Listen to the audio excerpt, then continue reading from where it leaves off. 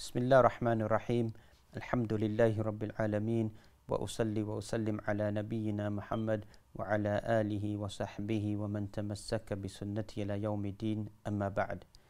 In the previous hadith we spoke about the fear of Allah subhanahu wa ta'ala and to wipe out our bad deeds via good deeds and to treat people or to work people in a good manner.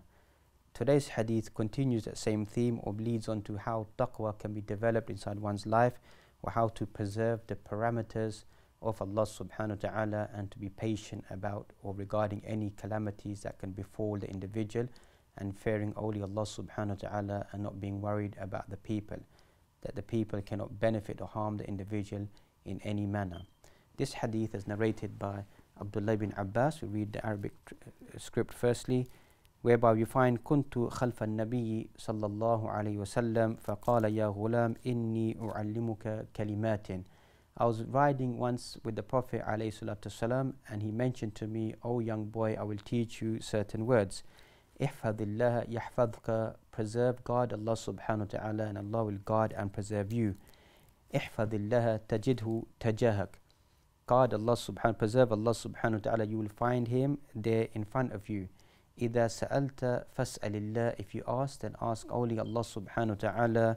وإذا استعنت فاستعن بالله, if you seek any aid or assistance, then seek it only from Allah subhanahu wa ta'ala. واعلم أن الأمة لو اجتمعت على أن ينفعوك بشيء لم ينفعوك إلا بشيء قد كتب الله لك.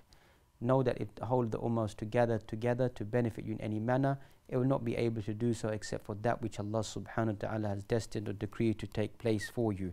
وَأَنِ اجْتَمَعُوا عَلَىٰ أَنْ يَضُرُّوكَ بِشَيْءٍ, and likewise the opposite, if they gather together to try to harm you in any manner, لَمْ يَضُرُّوكَ إِلَّا بِشَيْءٍ قَدْ كَتَبَ اللَّهُ عَلَيْكَ, except for that which Allah subhanahu wa ta'ala has destined that is going to befall you or come upon you. رُفِعَتِ الْأَقْلَامِ, you find the pens have been lifted, وَجَفَّتِ الصُّحُفِ, and you find that the ink has become dry. Another wording that we find, something similar, احفظ الله تجده أمامك, fear Allah subhanahu wa ta'ala, preserve Allah subhanahu wa ta'ala, you will find him in front of you. تعرف إلى الله في الرخاء يعرفك في الشدة, get to know Allah subhanahu wa ta'ala in times of ease, and Allah will know you in times of difficulty. وَعَلَمْ أَنَّ مَا أَخْطَعَكَ لَمْ يَكُنْ لِيُصِيبَكَ, know for a fact anything that has passed you by is or befallen you is not something that Allah subhanahu wa ta'ala is unaware of. وَمَا أَصَابَكَ لَمْ يَكُنْ لِيُخْطِئَكَ, and whatever has befallen you for calamity is something which is not going to be avoidable, has been destined upon you. وَعْلَمْ أَنَّ النَّصْرَ مَعَ الصَّبْرِ, know that victory comes with patience. وَأَنَّ الْفَرَجَ مَعَ الْكَرْبِ, and deliverance comes via hardship or difficulty. وَأَنَّ مَعَ الْأُسْرِ يُسْرًا, and know that after every hardship there is ease. So this hadith that we find firstly is narrated by Abdullah ibn Abbas, a young companion of the Prophet alayhi salatu wasalam. And this hadith we find Ibn al-Jawzi, he mentioned in his work Sayyid al-Khatir, said that when he read this hadith, فَأَدْهَشَنِي, meaning literally it blew my mind away regarding my ignorance of understanding this hadith and the impact of this hadith. And that's Ibn Rabi al-Hanbali in these 40 odd pages and explain this hadith has also got a separate whole risala, a whole book, a small treatise that we find speaking about this hadith of Ibn Abbas that we find Nur al-Iqtibas fi Mishkati Wasiyat al-Nabi Ibn Abbas. In a small risala, a small book speaking about this hadith, the advice that the Prophet ﷺ he gave to Ibn Abbas. Just like in the previous hadith, the advice that he gave to Abu Dhar and Mu'adh bin Jabal, he gave this advice to Abdullah ibn Abbas, who was a young companion, young individual, and that some of the ulama mentioned that he was given this advice when he had not really reached the age of puberty on the parameters, so that this advice would have a great big impact upon Abdullah ibn Abbas throughout his life as he developed. The Prophet ﷺ mentioned about Abdullah ibn Abbas that he is Turjumanul Quran, the one who explains the Quran, because the Prophet ﷺ placed his mantle upon him and prayed for him, Allahumma allimhu ad-din wa faqihu fi Allahumma allimhu ta'wil. Oh Allah, give him the ability to Allahumma faqihu fi ad-din wa allimhu ta'wil, give him fiqh fi ad-din, understanding of the deen, wa allimhu at-ta'wil, and teach him at-ta'wil bima'na at-tafsir. That's where you find that Imam al-Tabari when he speaks about inside his tafsir, he mentions ta'wilul ayah kada wa kada, the ta'wil of the ayah is such and such, meaning tafsirul ayah. This is tafsir of the verse. So we find that the tafsir of the understanding of Quran, if it is something which is authenticated from Abdullah ibn Abbas, then this is a strong tafsir of the Quran. Some of the ulama have tried to compile the tafsir of Ibn Abbas. For example, we find Feroz Abadi, who actually was a linguistic, and he tried to collect all the narrations about tafsir of the Quran carried out by Ibn Abbas. That's why it's called tafsir of Ibn Abbas. However, ulama mentioned that the narrations are not very strong or authentic inside there. And then there's another compilation of tafsir Ibn Abbas done as well. But however, unfortunately, the authenticity isn't as strong as we'd want it to be, to accept these narrations are from directly going back to Ibn Abbas. But as a side point, in general, ulama tafsir, where it's authenticated, whereby they say that Ibn Abbas made tafsir of this verse in such and such a manner, so that is something which is powerful and something which is acceptable a person should take. Classified as Habrul Ummah, the ink of this ummah, scholar of this ummah that we find because of his vast understanding and knowledge. Thus we find that the Prophet ﷺ, or Umar ibn Khattab would keep Ibn Abbas with him, and the other companions, senior companions, would say that why does he keep such a young individual with him? We have young boys as well with us. Why don't we keep them in our gatherings? Because obviously, as we know, in elite gatherings or people of wisdom, etc., we find like to have the elderly clergymen there, as they say. So Umar ibn Khattab wanted to highlight to them the deep understanding of ilm of Abdullah ibn Abbas. So he said to them, what is the meaning of Surah Al-Nasr? إِذَا جَاءَ نَصْرُ اللَّهِ وَالْفَتْحِ وَرَأَيْتَ النَّاسَ يَدْخُلُونَ فِي دِينِ اللَّهِ أَفْوَاجًا إِلَى آخِرِ surah. What is the meaning of this surah? So some of them said this speaks about the victory of Islam, the glory of Islam, the conquering of Islam, the completion of Islam. He said all of this is good. These are all the ma'ani, the meanings that we get from this surah. Then he asked Ibn Abbas, said to him, you tell us what is the meaning of this surah, or what is the deeper meaning of this surah. He said the meaning of this surah is it is Ajalun Nabi, it is the death or the finishing or the completion of the journey of the Prophet ﷺ. And this was the deeper meaning of the surah, is speaking about the leaving of this world of the Prophet ﷺ, that Ibn Abbas understood. And thus you find that Umar Khattab wanted to teach the other companions around him that this is the reason why I keep Abdullah ibn Abbas with me, this individual who's narrated some 1,660 ahadith and died in the city of Ta'if in the year 68 Hijrah that we find. So kuntu khalfa nabi sallallahu alaihi wasallam yawman. I was behind the Prophet ﷺ one day. Another narration inside the Musnad Imam Ahmad, it speaks was riding on a donkey. So this shows, the ulama of hadith mention, this shows tawadu', this shows the humility of the Prophet ﷺ to ride upon whatever form of transport, whatever beast was available. And even just to set the record straight, as they say, that the ulama, look how daqiq, accurate they are, they mention that if the riding beast is able to carry 2 people, then this is not burdening the animal. So the donkey can carry, as we know, far beyond this, its own weight that we find many times over. So for 2 individuals to ride on this riding beast is no form of oppression upon this riding beast. Is a slight tangent point that we find that some ulama of hadith have mentioned. Ayhal, what concerns us that Ibn Abbas is riding behind the Prophet ﷺ, riding with him, shows the close proximity, the friendship. As we know that Ibn Abbas is also the cousin of the Prophet ﷺ, is with him. So he now says to him, Ya ghulam. Other wording mentioned Ya ghulaim, and he all carry the meaning of a young boy. And some of them mention young boys whereby a person is, beginning from the time a person is able to hold a piece of bread and eat it themselves until the age of 8, 9, etc., that we find is classified as being a young individual. So he says to him, Ya ghulam, inni u'allimuka kalimatin. I want to teach you some words. So here ulama of hadith, they explain that this is an immense form of tarbiyah. Remember, as we mentioned, the Prophet ﷺ is able, لِكُلِّ مَكَانٍ مَقَالٍ, for every station, every place, able to say certain words, penetrate people's mindsets, etc., at the right location, at the right time, with the right words. So here he's penetrating into the mind and into the heart of Abdullah ibn Abbas, that I'm going to teach you certain words, that as you come to the age of puberty, the age of maturity, this is what I want you to understand inside your life regarding belief in Allah subhanahu wa ta'ala. And this shows that the aspects of teaching towards our children should be these fundamental aspects. People always complaining that there's certain elements of Islam are difficult, etc., and any teenagers should, it's beyond their mindset, etc., but they're able to understand deep, intricate matters of mathematics and linguistics, etc., that we find. They have no problem with that. But when it comes to Islamic understanding, then we begin to make excuses. They make excuses. This is something too hard or too difficult for me to understand.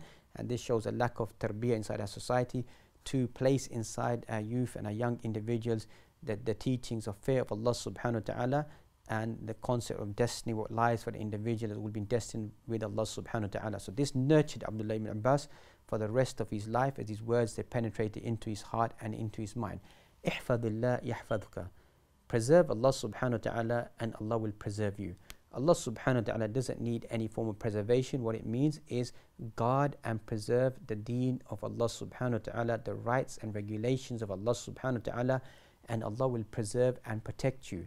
Thus you find that some of the ulama mentioned that when they reach the age of 80 and 90 and their faculties are all in place, and this is not a hard and fast rule that a person will lose their senses at an elderly age, that this person means that they're being punished by Allah subhanahu wa ta'ala, or this is a bad ending for the individual. A person should never understand that, but sometimes it can be that the person's faculties have been preserved to such a degree because of ihfadillah yahfadhka. As one of the scholars was asked when he's at that age, how comes you're able to eat and drink and to do all the worldly things without the aid and the help of the people, when many of the people, your comrades of your age, are finding it difficult inside their lives? He said possibly the answer could be that when we were young individuals, then we adopted this in our life. Ihfadillah, preserve and guard the rules and regulations of Allah subhanahu wa ta'ala, and Allah will guard and preserve you. So blessed possibly this could be, that Allah subhanahu wa ta'ala now has preserved me towards the end of my life. And once again, as I mentioned, this is not a hard and fast rule that we should apply upon people, but this is something that can take place and be a blessing for that individual. So we find this hadith that mentions ihfadillah yahfadhka, preserve Allah subhanahu wa ta'ala, guard Allah subhanahu wa ta'ala, meaning guard hududahu wa huquqahu wa awamirahu wa nawahiyahu, guard the parameters of Allah subhanahu wa ta'ala, guard the rights and regulations that belong to Allah subhanahu wa ta'ala, guard the obligations, the commandments you need to carry out, and guard in staying away from those prohibitions that Allah subhanahu wa ta'ala tells you or tells us to stay away from. Allah subhanahu wa ta'ala mentions inside Surah Qaf, the 50th chapter of the Quran, هَذَا مَا تُوعَدُونَ لِكُلِّ أَوَّابٍ حَفِيظٍ مَنْ خَشْيَ الرَّحْمَنَ بِالْغَيْبِ وَجَاءَ بِقَلْبٍ مُنِيبٍ. So Allah subhanahu wa ta'ala, in this context of Surah Qaf, if you read this whole page, is speaking about Jannah, about Jahannam, about Sakaratul Maut, about death that we find. At the end of the page, Allah subhanahu wa ta'ala mentions, هَذَا مَا تُوعَدُونَ لِكُلِّ أَوَّابٍ حَفِيظٍ. This is what we give to every repentful Hafiz. وَقَدْ فُسِّرَ حَفِيظ, one who is preserving and guarding is the one.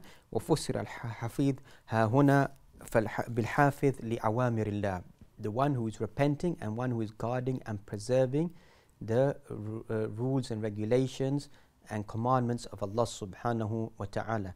So you find that this is what's known as araddul fi'l, that we do certain actions and Allah subhanahu wa ta'ala does something in return, or something far beyond what this meagerly action that we do. In the Quran, in Ya ayyuhalladhina amanu in tansurullaha yansurkum wa yuthabbit aqdamakum. Or if you help Allah subhanahu wa ta'ala, Allah subhanahu wa ta'ala doesn't need help. If you help the deen of Allah subhanahu wa ta'ala, Allah will help you. وَيُثَبِّتْ أَقْدَامَكُمْ, will make firm your feet, or another manner of speaking is will make you steadfast on the deen of Allah subhanahu wa ta'ala. So this is exactly the same meaning here. You preserve and guard Allah subhanahu wa ta'ala, then Allah will guard and preserve you. What are the things that we as believers need to guard or we need to preserve? Firstly, obviously, is the belief in Allah subhanahu wa ta'ala, to adopt and to find the right belief and to preserve that pristine and orthodox belief, and to practice and to preach that orthodox belief, and to encourage people to come towards the orthodox belief in Allah subhanahu wa ta'ala. After we find the actions that a person does prior to a salah, before we talk about salah, we find al-wudu, la yuhafidh alayha illa mu'min. No one preserves or guards the wudu ablution except for the believer. Even though some ulama of hadith begin to make a critique of this hadith, but there's others who've made this hadith to be sound and to be acceptable.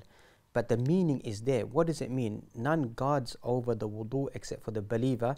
Doesn't mean that the person is always in a state of wudu can be one interpretation. It means that the person is vigilant about their wudu, because a person may not be able to keep their wudu due to illness or whatever it may be, which is acceptable as human beings. People are different inside their bodily external structures, internal structures. That's why we find that Prophet ﷺ, he mentioned to when certain individual performing the wudu, just like today that people may just put their foot underneath the tap and not wash their ankles appropriately, etc., wash their elbows, etc., their joints accordingly. He mentioned wailun lil aqabi minan nar, woe to the ankles of going into the fire. So some ulama mentioned even that if a speck and a small patch of dryness is left, then the wudu of the individual is not complete. So the Prophet ﷺ mentioned woe to those ankles entering the fire, meaning they've not been washed appropriately and properly. So the person is vigilant about, doesn't mean person uses excessive water, etc. It means a person la yuhafiz alayhi illa mu'min, is guard and preserves their wudu appropriately. Then we enter into as-salah. Same principle. Allah subhanahu wa ta'ala mentions hafidhu ala salawati was salati al-wusta wa qumu lillahi qanitin. Guard your prayers, and specifically Salatul Wusta, the middle prayer. And we find Qawlul Rajih, the most accurate statement, Wallahu a'lam, regarding what is the middle prayer mentioned here inside Surah Al-Baqarah is Salatul Asr. Even if we take it logically, that you find two before it, prior to it, and two after it. So you find prior to it, you find Fajr and Dhuhr, then you find Asr in the middle, and then you find after it Maghrib and Isha. So even on a logical basis, as some ulama mentioned, it falls as Salatul Asr. Even there's a hadith which mentioned that Salatul Wusta, the middle prayer, in the tafsir of this ayah, is referring to Salatul Asr. You find in narration side Sahih Muslim that whoever abandons or misses Salatul Asr, then it's as if they've lost all their family members and their wealth. So we find that guarding the prayers is the way of the believer. Allah subhanahu wa ta'ala in numerous places inside the Quran speaks about believers are those individuals who guard and preserve their prayers. Surah Al-Mu'minun, the 23rd chapter of the Quran, Allah subhanahu wa ta'ala mentions the believing individuals, those who preserve their prayers. Likewise inside Surah Al-Ma'arij, if I'm not mistaken, Allah subhanahu wa ta'ala twice mentions inside that surah about their individuals who guard and preserve their prayers. So the believers are those individuals who are guarding their prayers, is a symbol of ihfadillah yahfadka, preserve Allah, and Allah subhanahu wa ta'ala will preserve you. Likewise we find wahfadhu aymanakum, guard your promises, your oaths that you make. So this also comes under preservation as well. A person should guard their oaths. If they make a promise or an oath, or they make an agreement, they should try to fulfill that to the best of their ability. Yahfadhka, then Allah subhanahu wa ta'ala will preserve you and will guard you. And this is what is known as innal jaza min jinsil amal, that reward is given according to the type of action that the person carries out. So whatever action that we do, Allah subhanahu wa ta'ala gives us a recompense, a reward in return. Because this is the nature of the human being, that the human being works for some achievement to be given to the individual. So Allah subhanahu wa ta'ala has given us paradise, but to attain paradise has given us the blueprint of the actions that we need to do on this earth to gain that paradise inside al-akhirah. Even though we find that the actions that we do are meagerly actions. If we weigh the actions that we do, they do not even become equivalent to maybe a speck of dust of Jannah. It is the mercy of Allah subhanahu wa ta'ala that He multiplies the reward of the actions that we do to give us paradise, or it becomes the ultimate mercy of Allah subhanahu wa ta'ala to give us paradise for the small actions that we do. So this is the intent of the human being, the inner nature of the human being, that they need something to be given to them. Is how Allah subhanahu wa ta'ala knows what the human being is, because He created the human being. So Allah subhanahu wa ta'ala gives in return for the things that we try to do upon this earth. وَأَوْفُوا بِأَهْدِي أُوفِي بِأَهْدِكُمْ, hold fast to my covenant, or the commandments, or the covenant you make with me. وَأُوفِي بِأَهْدِكُمْ, I will be true with my promise that I will give to you. And Allah, إِنَّ اللَّهَ لَا يُخْلِفُ الْمِيعَادِ, Allah subhanahu wa ta'ala does not go against His promise. Allah subhanahu wa ta'ala has promised the believers such and such will be given to them. That will be delivered and given to the believers inside al-akhirah.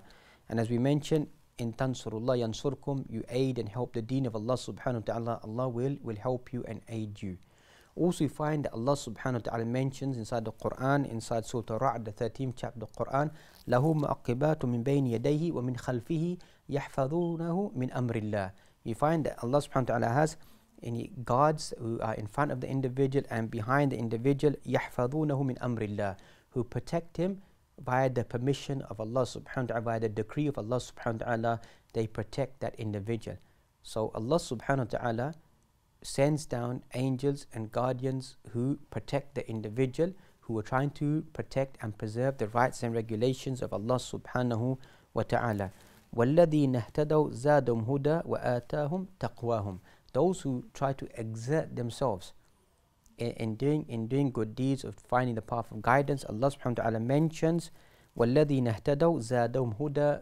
Those who fear Allah subhanahu wa ta'ala or try to seek the guidance of Allah subhanahu wa ta'ala, زَادَهُمْ هُدًى, Allah subhanahu wa ta'ala increases them in guidance. وَآتَاهُمْ تَقْوَاهُم.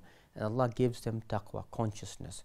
So the more that the person tries to preserve the rules and regulations that belong to Allah subhanahu wa ta'ala, the actions that bring us close to Allah subhanahu wa ta'ala, Allah subhanahu wa ta'ala will then increase that person in guidance or lead the individual towards the path or the paths that earn the pleasure of Allah subhanahu wa ta'ala, or earn the taqwa, consciousness from Allah subhanahu wa ta'ala.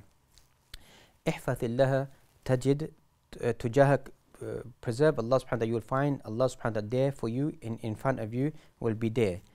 إذا سألت فاسأل الله. If you ask, then only ask Allah subhanahu wa ta'ala. وإذا استعنت فاستعن بالله. If you seek aid and assistance, then seek it only from Allah subhanahu wa ta'ala. This in a nutshell is nothing but the verse inside the Quran, that Surah Al-Fatiha, that we recite at least 17 times a day. إياك نعبد وإياك نستعين. That's Ibn Qayyim al-Jawziyah. On this one verse, he wrote a whole volume based upon this one verse about إياك نعبد وإياك نستعين. That what is the meaning of this one verse? That you alone do we worship, and thee alone do we seek aid and assistance from. So remember, as we began this hadith, the Prophet ﷺ is trying to instill in Ibn Abbas pure tawheed, belief, reliance and tawakkul ala Allahi aw billahi subhanahu wa ta'ala. وَإِذَا سَأَلْتَ فَاسْأَلِ اللَّهِ.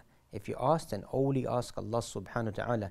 And thus you find that some of the companions, they took this in a literal sense, to such a degree that they would never ask anyone for anything, even if their whip dropped from their mount, from their riding beast. They would not ask another companion to pass it to them, etc. That you find they literally took that to that sense, even though it's permissible Islamically that if a person has something which they're able to respond to and they're able to do Islamically and legally is permissible, then there's no harm in asking an individual.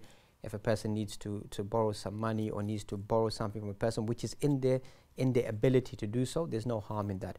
What is forbidden Islamically is to ask somebody about affairs of the unseen, about paradise, about being entered into paradise or getting them into paradise, or a form of intercession, etc. that we find, whereby nobody has control over these affairs or is able to intercede or give a response regarding these affairs. That's Allah subhanahu wa ta'ala mentions inside the Quran, if not the greatest verse inside the Quran, وَإِذَا سَأَلَكَ عِبَادِي عَنِّي فَإِنِّي قَرِيبٌ أُجِيبُ دَعْوَةَ الدَّاعِ إِذَا دَعَانِ فَلْيَسْتَجِيبُوا لِي وَلْيُؤْمِنُوا بِي لَعَلَّهُمْ يَرْشُدُونَ. If the servant asks about me, then فَإِنِّي قَرِيبٌ, I'm close by.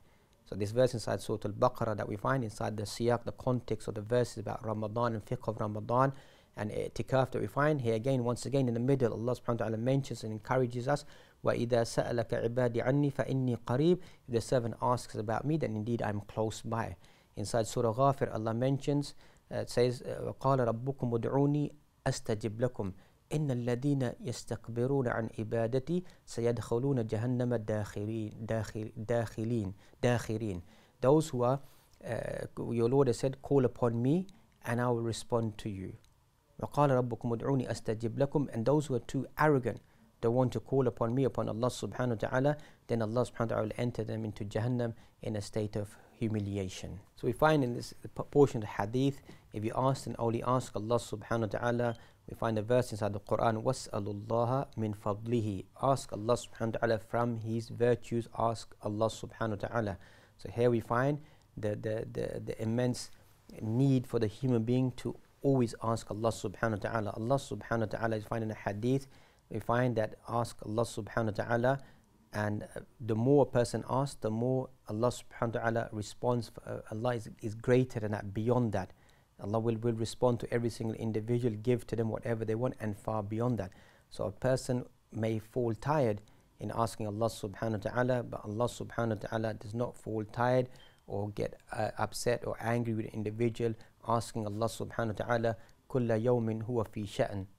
You find in every single day Allah subhanahu wa ta'ala is in an affair, meaning ulama describe in responding to every single individual, their talabat, their requests, their dua, their supplications, etc. Allah subhanahu wa ta'ala is responding to individuals every single day, every single second, etc. We find millions of people, etc. Allah subhanahu wa ta'ala is responding to those individuals. So a person should have that ingrained inside their heart and their mind and their soul, to only ask Allah subhanahu wa ta'ala, call upon Allah subhanahu wa ta'ala. وَإِذِ اسْتَعَنْتَ فَاسْتَعِنْ بِاللَّهِ subhanahu wa ta'ala. You seek any aid and assistance, then firstly seek it from Allah subhanahu wa ta'ala. Even those worldly things that we mentioned, a person needs to borrow some wealth or whatever it may be, needs some aid and assistance in doing something which is the person can do. Ulama still mention that the person should ask Allah subhanahu wa ta'ala prior to asking, approaching that individual or whatever it may be, for Allah subhanahu wa ta'ala to make it acceptable, to grant it, to soften that person's heart, to make it applicable, to make it happen.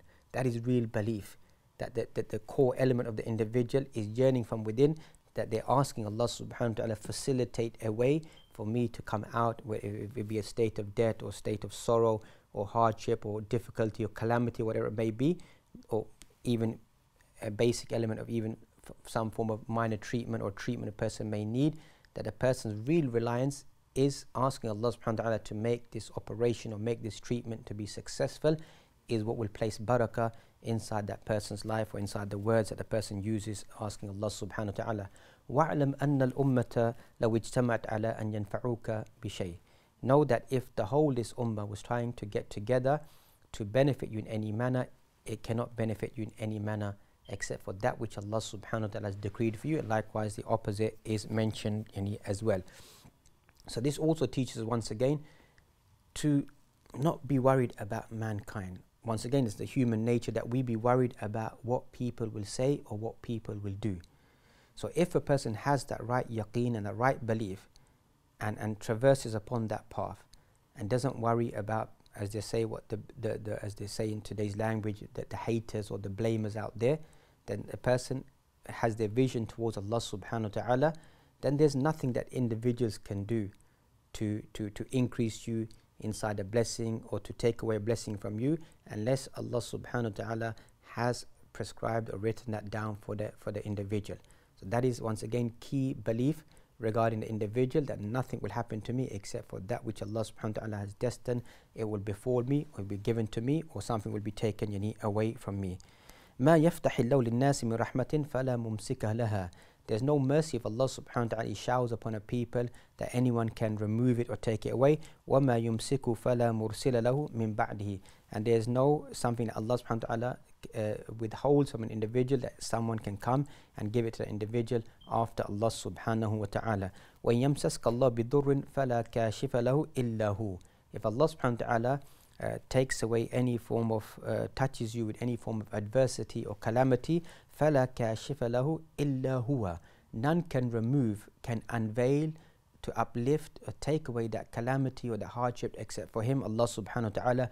وَإِن يُرِدْكَ بِخَيْرٍ فَلَا رَادَّ لِفَضْلِهِ. And if Allah subhanahu wa ta'ala wants some goodness for you, then no one can prevent, no one can place a barrier or stop that goodness or blessing coming upon that individual. رُفِعَتِ الْأَقْلَامِ وَجَفَّتِ الصُّحُفِ.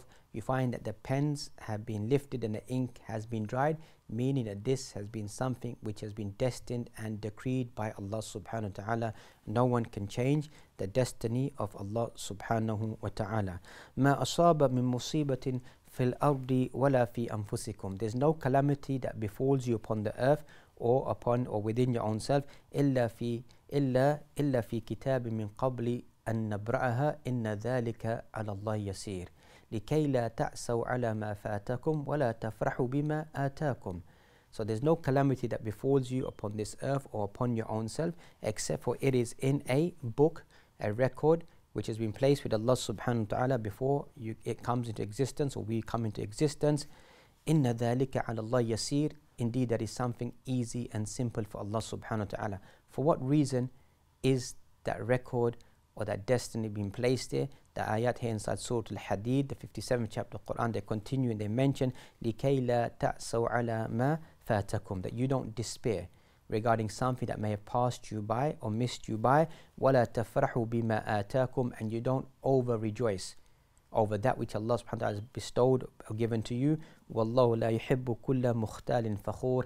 Allah does not like any boastful individual, meaning that those people who may make these bold statements that I am deserving of this wealth, or this prestige, or this honor, this dignity, and God knew it belongs to me, so He gave it to me. And this is the way of Qarun. Qarun, if you study inside the end of Surah Al-Qasas, the 28th chapter of the Quran, that's what he was boasting about. He said, this was wealth that Allah knows that it belongs to me, so He gave it to me, and became boastful regarding this wealth and did not return it back to this blessing, back to Allah subhanahu wa ta'ala. And the other riwayah that was mentioned, the other different wordings are mentioned there, was slightly different. Ihfadillah tajidhu amamak. Fear or preserve Allah subhanahu wa ta'ala, you find Allah subhanahu wa ta'ala in front of you, as you mentioned, meaning to guard and preserve the individual. Ta'arraf ila Allah fi rakha. Remember Allah subhanahu wa ta'ala in prosperity, in times of goodness. Ya'rifka fi shidda. Allah subhanahu wa ta'ala get to know you in adversity. All of us will remember Allah subhanahu wa ta'ala as Muslims in times of difficulty. That is a common culture that we find. When hardships come upon an individual, the person will call out to Allah subhanahu wa ta'ala, and we shouldn't obviously blame a person that now why are you calling upon Allah subhanahu wa ta'ala in a state of hardship. We should still commend the person, because at least they're still turning back to Allah subhanahu wa ta'ala. But what is more praiseworthy than that? When a person is in times of ease, in times of goodness, a person is calling upon Allah subhanahu wa ta'ala, being grateful, being thankful to Allah subhanahu wa ta'ala. Allah subhanahu wa ta'ala will remember that individual in times of hardship even more. The evidence that comes to the Noon, the companion of the whale, that we find referring to Yunus alayhi salam, whereby he called out to Allah subhanahu wa ta'ala. If you look in Surah Al-Anbiya, 21st chapter of Quran, La ilaha illa anta subhanaka inni kuntu min al-zalimin. He called out to Allah subhanahu wa ta'ala in the depths of the darknesses, calling upon Allah subhanahu wa ta'ala. And some of the Ibn Taymiyyah wrote a whole risala. This is the dua of distress, the greatest dua of distress inside the Quran, of asking Allah subhanahu wa ta'ala to deliver the individual. La ilaha illa anta subhanaka inni kuntu min al-zalimin. That calling upon Allah subhanahu wa ta'ala all alone. And Allah subhanahu wa ta'ala mentions after this that we took away his calamity. وَكَذَلِكَ نُنْجِ الْمُؤْمِنِينَ. And likewise we will rescue and deliver the believers. Is an ishara that this dua is a dua of success for the individual to call upon Allah subhanahu wa ta'ala. But a key element being here that Yunus alayhi salam was known as one who was making tasbih and remembering Allah subhanahu wa ta'ala whilst he was in a state of goodness, whilst he wasn't in the state of being inside the darknesses, the dhulumat, of the darkness of the belly of the whale, the darkness of the ocean, the darkness of the cloudy or the thundering night, etc. We find the storm that we find. He was one who was praising Allah subhanahu wa ta'ala prior to that. So this voice was a voice that traveled to Allah subhanahu wa ta'ala, and Allah rescued this individual. فَلَوْلَا أَنَّهُ كَانَ مِنَ الْمُسَبِّحِينَ. If he had not been from amongst the praiseworthy individuals praising Allah subhanahu wa ta'ala before, لَلَبِثَ فِي بَطْنِهِ إِلَى يَوْمِ يُبْعَثُونَ. He would remain inside the stomach of the whale until the day of resurrection that we find. So we find that doing good deeds before calamities, Allah subhanahu wa ta'ala mentions about the muttaqeen, the pious individuals. إِنَّهُمْ كَانُوا قَبْلَ ذَلِكَ مُحْسِنِينَ كَانُوا قَلِيلًا مِنَ اللَّيْلِ مَا يَهْجَعُونَ. You find that these individuals إِنَّهُمْ كَانُوا قَبْلَ ذَلِكَ مُحْسِنِينَ. Prior to this, there were people doing good deeds during the night time. Very rarely would they sleep, but they're calling upon Allah subhanahu wa ta'ala to help them. You find, so that's Allah subhanahu wa ta'ala response to the call of these individuals. وَعْلَمْ أَنَّمَا أَخْطَأَكَ. Know that anything that is going to miss you, or it will not pass you by, except for that is something that Allah subhanahu wa ta'ala destined upon you, etc. that we find, is all once again speaking about the person should not despair, that we should not get upset, that if something of the dunya is not given to us, not decreed for us, that we should not lose hope. Thus we find the key golden rule that we find, that maybe some of us Muslims, maybe many of us, all of us, we go through this stage inside our life And we find the golden rule inside the hadith that when it comes to the dunya, then always look at the people below you. Look at those who are below you, and we are a million times better off than many, we could even say a billion times better off than the people who are below us in the state of suffering and hardship that they're facing all across the globe at the moment. When it comes to al-akhirah, the hereafter, then we should look at those people who've preceded us in terms of their knowledge, the prophets, the messengers, the righteous people, etc. That should be our benchmark that we should be looking up to. We shouldn't be looking up necessarily to the dunya, looking up the things of the dunya, even though, as we mentioned many times, the things that we need, but we shouldn't become excessive that our life just becomes worried about that. So this hadith is setting our mind and our soul at rest, that whatever Allah subhanahu wa ta'ala has destined for you, it will not pass you by, and a person should be content with that. And that's we find a key element inside the Quran, hatta idha stayasa rusul, that you find not to become, to despair, one should not become upset regarding their life. We find, as we find inside the Quran, لا تقنطوا من رحمة الله, do not despair from the mercy of Allah subhanahu wa ta'ala. That's why many Muslims, we get upset that I've committed sins or mistakes, then will Allah subhanahu wa ta'ala forgive me? And that's Allah subhanahu wa ta'ala mentions in the Quran, قل لعبادي الذين أسرفوا على أنفسهم لا تقنطوا من رحمة الله إن الله يغفر الذنوب جميعا إنه هو الغفور الرحيم. O my servants who've transgressed their own souls, gone beyond the limitations, know that Allah subhanahu wa ta'ala forgives all sins. Indeed, He is the one, the most forgiving, the most merciful. Final part of the hadith mentions, وَأَنَّ مَعَ الْأُسْرِ يُسْرًا, know that after every hardship comes ease.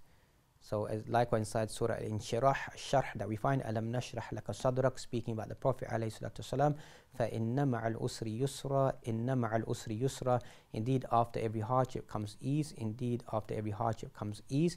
And this, according to the Arabic language tafsir, it mentions there is only one hardship. That is the language of the Quran and linguistics that we find. If twice something is repeated, you find that it only refers to it as one concept. So there will only be one hardship, one dunya, one hardship of living upon this dunya, but there will be two eases for the individual. Whoever fears Allah subhanahu wa ta'ala, the person will have two gardens, two rewards, two gardens will be given for that individual. So know for a fact that after every hardship there will be ease. سَيَجْعَلُ اللَّهُ بَعْدَ أُسْرٍ يُسْرًا, indeed Allah subhanahu wa ta'ala will place after every hardship will place ease.